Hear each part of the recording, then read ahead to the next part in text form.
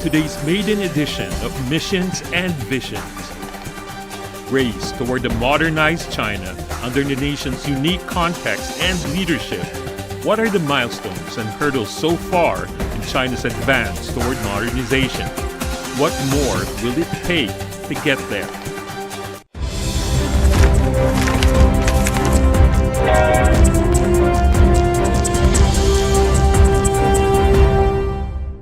Hello and welcome to Missions and Visions. I'm Tian Wei. Chinese modernization or Chinese-style modernization means socialist progress under the leadership of Chinese Communist Party. So in the nation's upcoming political season, the two sessions, the path to modernization coupled with new ideas are up for discussion to determine the future of China's development. This is the country's biggest annual political conference after optimizing COVID-19 measures in early January. Last year, in a report delivered at the 20th National Congress of the Communist Party of China, Xi Jinping, the General Secretary of the CPC Central Committee, spelled out the tasks of the CPC in the new era. But the big question is, what exactly would Chinese modernization entail? Perhaps the best way to figure it out is to have a deep conversation about it. For key insights, let's loop in our panelists.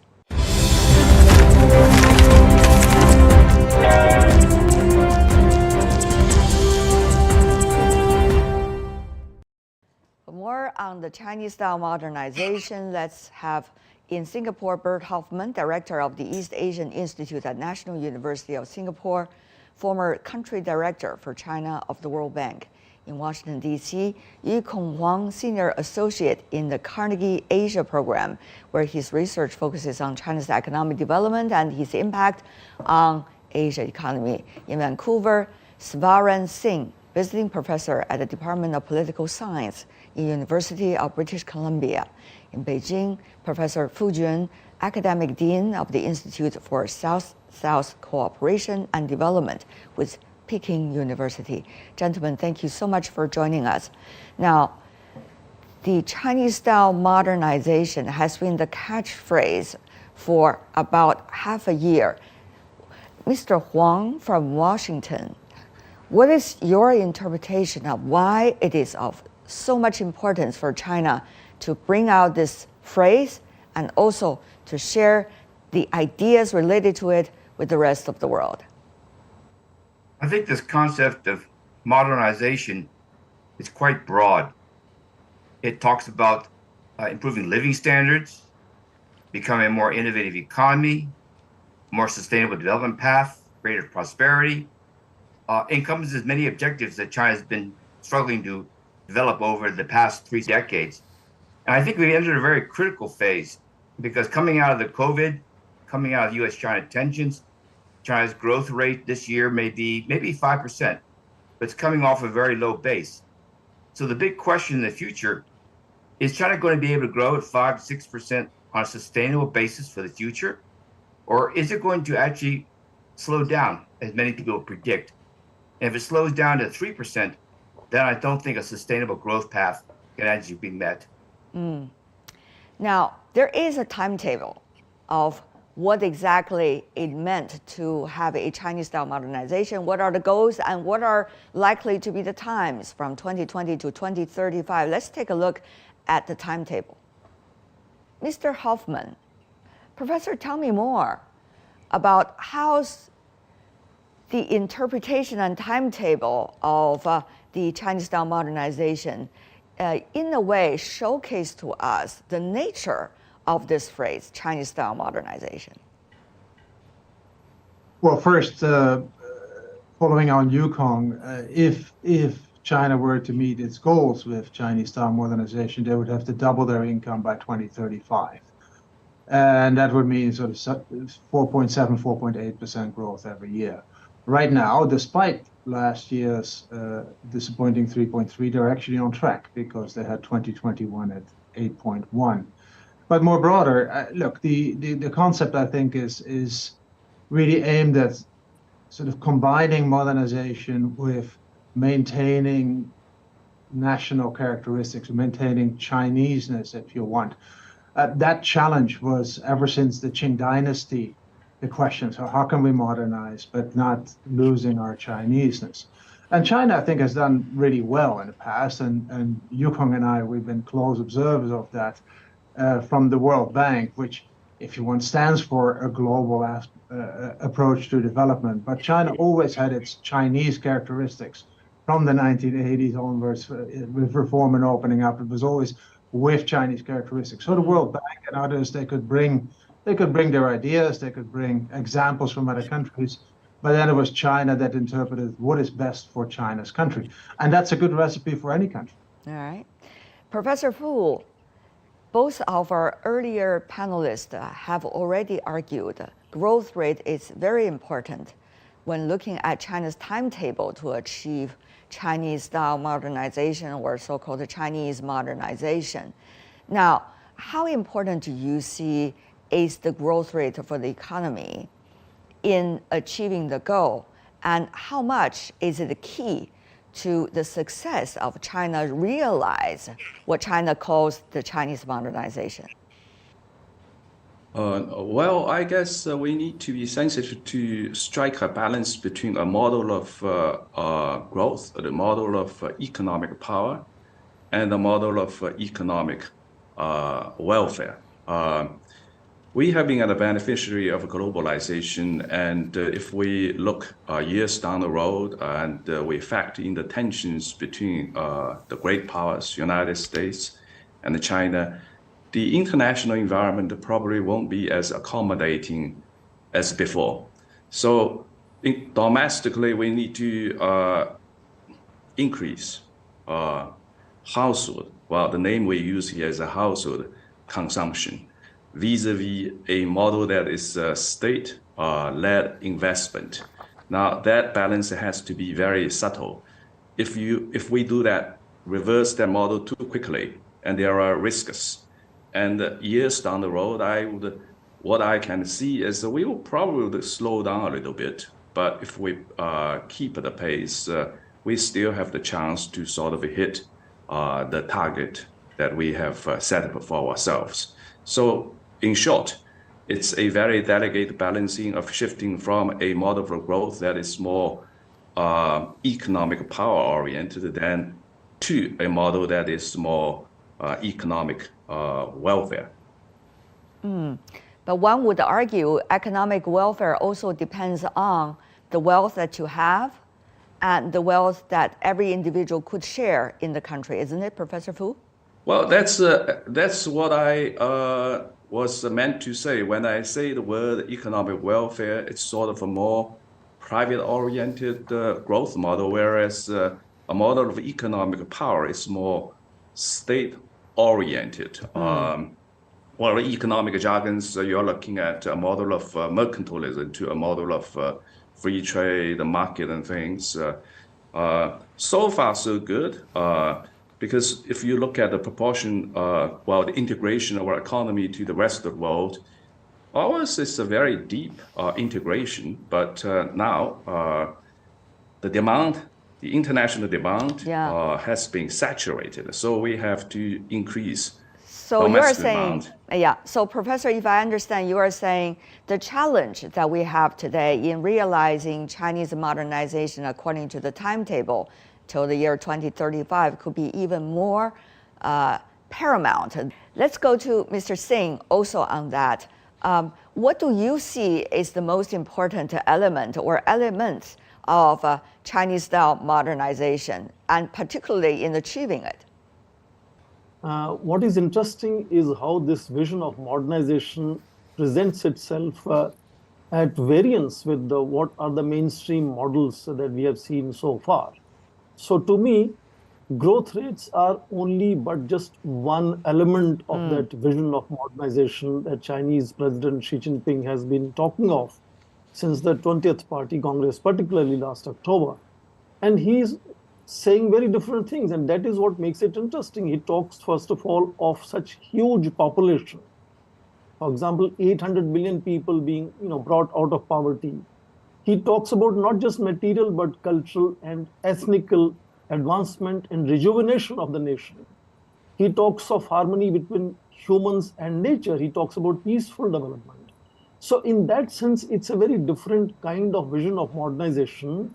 And given the fact that China is soon set to be the world's largest economy, already for 15 plus years, largest trading partner of most nations, a big investor in the making, already rapidly growing investor. So what China thinks where it is going in coming times will definitely have influence on how global economy and other nations' economy will evolve. And therefore, enormous interest in how modernization is perceived by the Chinese leader. And I think coming two sessions would have that debate further clarifying as to what is the direction that modernization is sought to be taken, because the whole world is intertwined today with Chinese modernization. Mr. Singh, both China and India are developing an emerging economy. So maybe it is more empathetic to India, where China comes from. Tell me more about your understanding of why China is willing to provide an alternative now and believe this alternative could be provided to the developing countries, particularly in terms of their own characteristics. There are people who think India is in some ways following the trajectories that China has done over the last 40 years, the economic miracle that we have seen. What I keep underlining is that China is a very different country. It's a country of 1.4 billion people. It's a country that has now 500 million people as middle class. It is creating global brands. So I think the Western models, which some Chinese experts even go to the extent of saying are driven by free market competition that leads to contestations and violence and wars, has not delivered. And therefore, a new thinking has to now be presented, which is where I repeatedly say the focus has shifted from achieving growth rates of 10%. You cannot easily achieve that kind of growth rate on 18 trillion economy. Focus now is on better distribution and better regulation of wealth. And we are seeing several examples of that. Focus now, as President Xi Jinping says, is to ensure more work, more pay. And therefore, he says, if a young man wants to work hard, his way, he should be able to reach at least the middle class status. So it's a very different kind of a format that is being presented here. And therefore, it could in some ways become a useful case, a model to follow for several other countries, developing countries. But in that sense, I think if we keep confining ourselves to material growth rates, economic growth rates, then we are not looking at the spiritual, ethnic, ethical, cultural. Rejuvenation is a very different buzzword which is being used. So it's not development, it's rejuvenation which is the focus. And that's why this modernization vision becomes very interesting for several countries, definitely for India.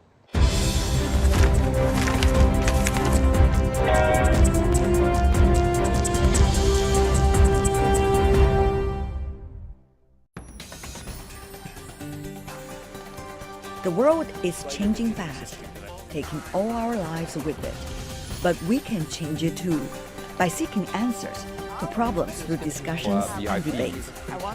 On World Insight, I ask direct questions to real people in the know, seek genuine answers, but respect diverse perspectives. Our live global debates tackle the most critical issues head-on. World Insight with Tian Wei go beyond the headlines.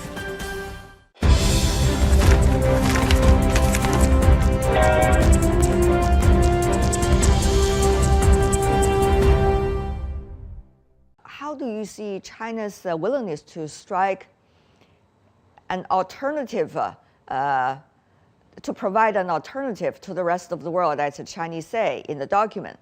But at the same time, China's reform and opening up process for the past 40 years, in which the wealth and the development of China in many different ways actually stem from, are experiences shared all over the world. So how do you see common and different? Well, what has made China unique is that it's drawn on what I call the collective energies of its people in a way that we've never seen in other countries toward what I call social and economic objectives. And that's, I think, a China way. But they've done this by providing what I call more incentives in those areas too. So officials are rewarded, but you still have a lot of competition in the system. So China is unique in the following sense. It's been able to steer resources and energies into the goals it set, but in ways which preserve what I call a reasonable amount of efficiency and competition. So that's why China never got into what I call the problems that the Eastern European economies got. They try the state guide something, but did not lead to what I call real productive efforts. I think the other aspect that China has been very good at is basically tapping knowledge everywhere, collectively, at the education levels, at the company levels, at the professional levels. So they've been able to draw and use that knowledge globally more efficiently than most countries have. So these are the kinds of things which are quite unique to China, that has been able to actually tap this expertise, foster more efficient outcomes. And I think that's the lesson for many countries. Poverty alleviation, extreme poverty alleviation particularly, has been an outstanding performance of China. Mr. Hoffman, tell me more about, under the current circumstances, how many countries, especially developing countries, could learn from the China's model? Is there a China model? Is that, how much importance is the experiences from there, for example, could be part of the experiences shared by Chinese modernization? Well, I think it's a very important question, and it refers to what I said before. What can we really learn from China? And China, of course, indeed reduced poverty not just by 100 million over the past 10 years, but by 800 million.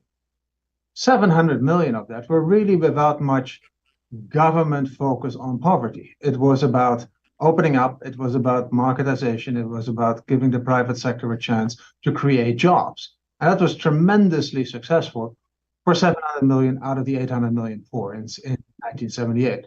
But that last stretch, and I find that interesting as well, that was targeted with a very targeted effort to really help people out of poverty with very customized, targeted interventions, be it on education, be it on relocation, be it on providing tools and inputs for agriculture. So a whole of government effort.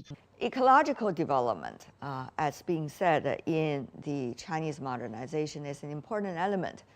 And we have seen, Mr. Singh, as a developing and emerging economy, China has managed to deal with this, the smog issue, for example, that are rampant in Beijing more than 10 years ago. So once again, how much could experiences China drawn from a specific example like this be shared with the rest of the developing country? Is it applicable, what China do, to the rest of the developing world? Indeed, I was coming exactly there, that having achieved enormous, very fast-paced material growth rate, where the costs are now being increasingly, understood, and focus is on ecology and environment now, that is where much of the innovation and investment of China is going. And now we also understand that not only China has very, very, firm regulations of lifestyles in terms of air conditioning, in terms of environment protection, but that kind of sharing of, best practices, technology, and other policy best practices and policies, and that kind of is now becoming global kind of a field of engagement. And it's not just China. China's example is being looked upon by several other countries, but other countries, particularly you see all the environmental climate summits, they are constantly talking of this being a shared problem. But we, of course, know climate finance has not become successful.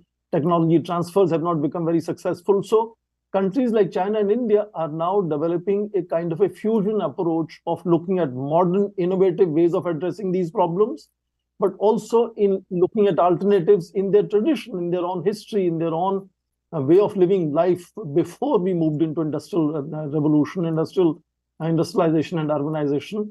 So again, China will have to present a case which will not be replicating what happened in developed industrialized Western nations, because I was saying their development took over 200 plus years. Their development happened in 30 years. So I think the kind of innovative approaches to deal with that issue will be very different compared to what we saw when it came to Western countries' gradual evolution. China talk about Chinese-style modernization or Chinese modernization, but at the same time, China talks about the community of shared future. Now, how would you understand the so-called uniqueness and commonality?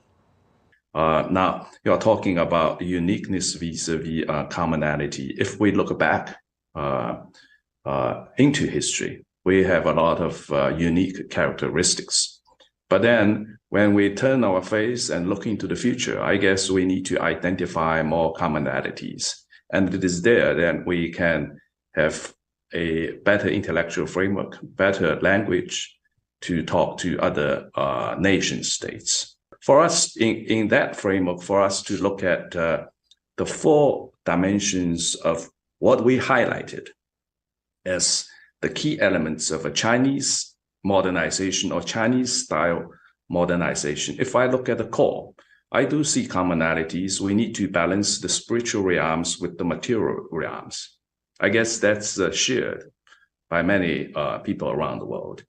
And then you scale that up a little bit, and we need to see the balance between man and the nature. That's shared. We use the word people-centered. It's okay, but when we need to be sensitive to the nature as well, it's no longer people-centered. It's the relationship between man and nature. Common prosperity, I guess, we must see in economic imperative of a reasonable balance between supply and the demand side, so that when you produce, you have people to consume. It's a healthy model of economy. I guess that will also be shared by many people, and we need to emphasize on that. What is unique about China? It's the scaling up of the model, because we have 1.4 billion people. Now, that have deep implications for the world economy, and also for the important issue of development and the peace. And then you see the last piece, which is very important. As we develop, the process should be peaceful, and it is so important. So if you put the whole elements together, to me, it's a process. In the process, I see commonalities, and I also see uniqueness of China. As I said, if we look backwards and look forwards in the future, and I guess we keep our pace and hopefully can maintain a good balance of the different elements there. Dr. Huang. I guess I would just make one observation, particularly with regard to mankind and nature. China's on a path, and this path is going to span another 20, 30, 40 years before we know whether it's fully successful. But what we've learned from China's path so far is that you can go through a rapid growth industrialization stage, and at the same time address issues like smog, air pollution, and the need to be more environmentally sustainable. So energy efficiency in China has improved dramatically over the last 20, 30 years. It's going to be a tough challenge in the future because of the tensions in the world. And it's going to be tough because resources are not readily available. But nevertheless, the path so far, I think, is a very encouraging path. So the uniqueness, and I want to come back to your pollution example, please. Because really the demonstration, like the poverty reduction, the last 100 million in poverty reduction, the pollution reduction in the Jing-Jin-Ji area, and I was, as a World Bank, I was a small part of that. First of all, living and breathing in Beijing, but it was this mobilization that Yukong said, this whole of government effort that was put to this one particular objective of smashing pollution in Beijing. And that is something absolutely unique. I haven't seen it in any country, and it's something that China has applied to pollution reduction, to poverty reduction. Now they say the technology, the high tech, which of course they have to, given the measures that are currently taken in that sphere, but this whole of government effort of achieving something, this whole of nation effort. And that is really quite unique to China, I have to say. Hard to replicate, but very, very interesting to observe and to have been part of that. Dr. Huang, China is well known for quite some time for maintaining the vitality both in its society and in its economy. Of course, things are changing as the world is evolving. How do you see it is utmost important to tap into the energy and vitality of every individual in China so that the Chinese-style modernization or Chinese modernization will be eventually realized? I think China's success is by creating opportunities. And we saw that, of course, in the poverty alleviation, the movements of rural migrants to the cities because there are more jobs, the improvements in the education system, the willingness to embrace and learn from the rest of the world. That is why China's been able to basically become more productive. And that is why a key aspect of modernization. I think that we have to be, however, concerned, of course, because global tensions are making this kind of path more difficult. So I think the critical issue for China in the future is how can they continue to tap expertise? How can they learn from the others? How can they create these opportunities for its own people? How can they ratchet up skills? And I think if they can continue doing what they've done, but do it in a more intensive way, then I think China can follow this path into the future. All right. Before we go, I would love to have every one of you just very briefly to help those who do not know very well the phrase Chinese modernization or the discussions that we earlier have to better understand this unique approach of China and certainly China's determination providing alternative to the rest of the world. Look at the level of behaviors, we are very unique. If you look at the level of structures, then we have a lot of commonalities to share with other countries. All right. Mr. Singh, please. Thank you. Compared to the mainstream Western discourse on modernization being unleashing individual energies for individual prosperity, China's leader talks about rejuvenation instead, which is where the entire nation, in terms of spiritual, cultural, ethical rejuvenation, is going to focus on better distribution and regulation of wealth. Yeah. So that modernization, in that sense, looks as an alternative to Western models. Mr. Huang. I think what makes China unique is the much more holistic, broader concept of modernization. And within that, the creation of an environment where all Chinese can aspire to basically a better life in the future. And Professor Hoffman. Well, in addition to Professor Huang, I think the expressing that ambition of modernization by itself is, I think, very beneficial for development and also quite unique to China. I want to thank all of you helping us to understand better about the concept of Chinese modernization. And we hope, according to the Blueprint 2035, all the goals can be realized for the betterment of the Chinese people. Thank you so much for joining us. Appreciate it.